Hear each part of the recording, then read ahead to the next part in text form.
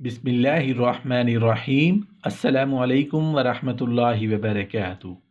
حضرت علی رضی اللہ عنہ نے حضرت فاطمہ رضی اللہ عنہا کا رشتہ کیسے مانگا؟ ہجرت کے دوسرے سال حضرت علی کرم اللہ وجہ الکریم سے حضرت فاطمہ الزہرا رضی اللہ عنہ بنت رسول کی شادی ہو گئی۔ یہ غزوہ بدر کے بعد کی بات ہے۔ حضرت فاطمہ رضی اللہ عنہا کے رشتہ کا ایک مبارک واقعہ جس میں اللہ تعالیٰ کی خاص عنایت ہوئی، یہ واقعہ ہم خود حضرت علی کرم اللہ وجہ الکریم کی زبانی پیش کرتے ہیں۔ وہ فرماتے ہیں کہ رسول اللہ صلی اللہ علیہ وآلہ وسلم کی جانب سے حضرت فاطمہ رضی اللہ عنہا کے رشتہ کا عندیہ دیا گیا تھا، تو میری خادمہ نے مجھے کہا کہ تمہیں معلوم ہے کہ حضرت فاطمہ رضی اللہ عنہا کے رشتہ کی بات ہو رہی ہے؟ میں نے کہا نہیں۔ اس نے کہا، یعنی خادمہ نے کہا کہ اس کے رشتہ کا عندیہ دیا جا چکا ہے، تمہیں کیا چیز مانے ہے کہ تم رسول اللہ صلی اللہ علیہ وآلہ وسلم کے پاس نہیں جاتے تاکہ وہ تمہارا حضرت فاطمہ رضی اللہ عنہا سے نکاح کر دیں؟ تو میں نے کہا، حضرت علی نے کہا کہ میں نے کہا میرے پاس کیا ہے جس پر میں نکاح کروں؟ تو وہ کہنے لگی کہ تم رسول اللہ صلی اللہ علیہ وآلہ وسلم کے پاس جاؤ تو صحیح، وہ تمہارا نکاح فاطمہ رضی اللہ عنہا سے کر دیں گے۔ حضرت علی کرم اللہ وجہ الکریم فرماتے ہیں کہ خدا کی قسم وہ مجھے بار بار امید دلاتی رہی، حتیٰ کہ میں رسول اللہ صلی اللہ علیہ وآلہ وسلم کے پاس گیا اور ان کے سامنے جب بیٹھا تو میری آواز بند ہو گئی، اور خدا کی قسم مجھ میں ہمت نہیں تھی کہ میں ان کی جلالت اور حیت کے آگے کچھ گفتگو کر سکوں۔ پھر خود رسول اللہ صلی اللہ علیہ وآلہ وسلم نے مجھ سے پوچھا، کیوں آئے ہو؟ کوئی ضرورت ہے تو بتاؤ۔ حضرت علی رضی اللہ عنہ کہتے ہیں کہ میں خاموش رہا۔ پھر رسول اللہ صلی اللہ علیہ وآلہ وسلم نے فرمایا، تم شاید فاطمہ کے لیے پیغام نکاح دینے آئے ہو؟ میں نے کہا جی ہاں۔ تو آپ صلی اللہ علیہ وآلہ وسلم نے فرمایا، مہر کی ادائیگی کے لیے کچھ ہے تمہارے پاس؟ میں نے کہا جی نہیں، خدا کی قسم یا رسول اللہ صلی اللہ علیہ وآلہ وسلم۔ تو آپ نے فرمایا، وہ زرہ کہاں ہے جو میں نے تمہیں دی تھی؟ تو حضرت علی رضی اللہ عنہ نے کہا کہ وہ تو ہے یا رسول اللہ صلی اللہ علیہ وآلہ وسلم، لیکن وہ تو جنگ میں حفاظت کے لیے ہے، اور وہ بھی محض 4 درہم کی ہے۔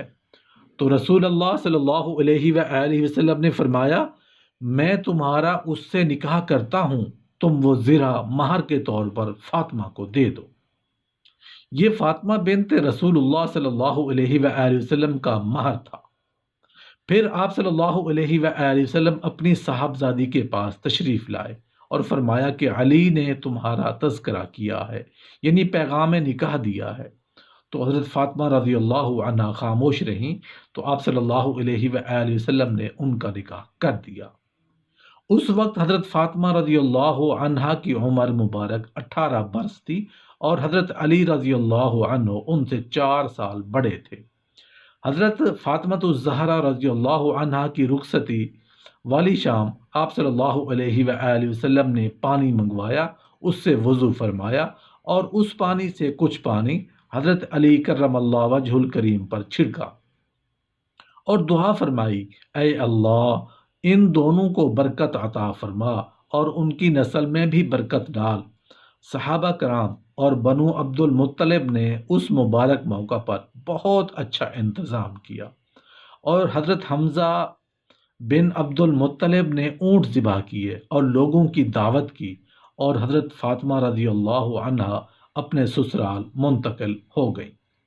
یہ گھر اونچی 4 پائیوں، بھانت بھانت کے برتنوں، اچھے بستروں اور غالیچوں سے مزین نہیں تھا، البتہ انتہائی بساطت اور تواضع کا گھر تھا۔ اس میں مینڈھے کی کھال بچھی ہوئی تھی، کھجور کی چھال سے بھرا تکیہ موجود تھا، ایک مشکیزہ، 2 مٹکے اور ایک آٹا پیسنے کی چکی تھی، اور یہ نبی کریم صلی اللہ علیہ وآلہ وسلم کے گھر سے دور تھا۔ کچھ دن کے بعد نبی کریم صلی اللہ علیہ وآلہ وسلم حضرت فاطمہ رضی اللہ عنہا کے پاس تشریف لائے اور فرمایا کہ میں تمہیں اپنے گھر کے قریب منتقل کرنا چاہتا ہوں۔ تو حضرت فاطمہ رضی اللہ عنہا نے عرض کیا کہ آپ حارثہ بن نعمان رضی اللہ عنہ سے بات کریں کہ وہ اپنے کسی گھر میں ہمیں منتقل کر دیں۔ آپ صلی اللہ علیہ وآلہ وسلم نے فرمایا کہ وہ پہلے ہی بہت کچھ کر چکا ہے، مجھے حیا آتی ہے کہ میں اسے کچھ کہوں۔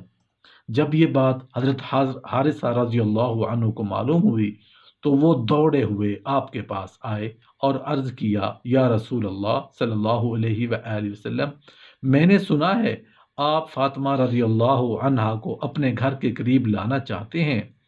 یہ میرا گھر جو آپ کے لیے بنو نجار سے بھی زیادہ قریب ہے، اور میں اور میرا سارا مال تو ہے ہی رسول اللہ صلی اللہ علیہ وآلہ وسلم کے لیے۔ خدا کی قسم یا رسول اللہ، میرا جو مال آپ کے استعمال میں آتا ہے اور مجھے باقی ماندہ مال سے زیادہ محبوب ہے۔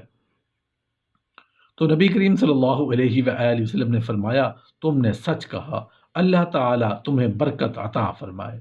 پھر آپ صلی اللہ علیہ وآلہ وسلم نے حضرت فاطمہ رضی اللہ عنہا اور حضرت علی کرم اللہ وجہ الکریم کو وہاں منتقل کر دیا اور دونوں وہاں قیام پذیر ہو گئے۔ تاریخ کسی ایسی خاتون سے واقف نہیں ہوگی جس نے حضرت فاطمہ رضی اللہ عنہا کی طرح صبر تقوی کو جمع کیا ہو۔ اپنی شادی کی ابتدائی ایام ہی سے حضرت فاطمہ رضی اللہ عنہا کے گھر کا کام کاج شروع کر دیتے تو وہ خود آٹا پیستی اور آٹا گوندتی اور ان کی بالوں کی چوٹی کبھی آگے کے برتن کے چھو رہی ہوتی، کبھی زمین کو چھو رہی ہوتی۔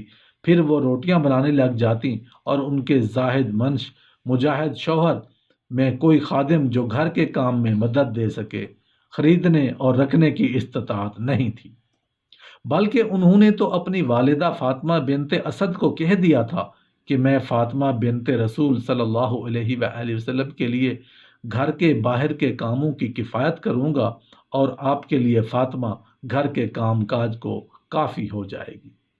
حضرت فاطمہ تو زہرا رضی اللہ عنہا فضل زہد میں اس مرتبہ پر فائز ہوئیں جہاں ان کے دور کی کوئی عورت نہ پہنچ سکی۔ وہ سچائی کی مبارک اور پاکیزہ مقام پر پہنچ گئیں اور بقدر استطاعت اپنے والد کے نقش قدم پر چلتی، حتیٰ کہ ام المومنین حضرت عائشہ صدیقہ رضی اللہ عنہا نے اس میدان میں ان کی کامیابی کی گواہی دی اور فرماتی ہیں کہ میں نے کسی کو گفتگو میں فاطمہ جیسا سچا نہیں دیکھا سوائے اس شخص کے جس سے فاطمہ پیدا ہوئی، یعنی نبی کریم صلی اللہ علیہ وآلہ وسلم۔ اور یہی مبارک گواہی کافی ہے کہ حضرت فاطمہ صدیقین کے مرتبے پر فائز تھیں اور ان کا ساتھ قیامت میں بہت اچھا ہے۔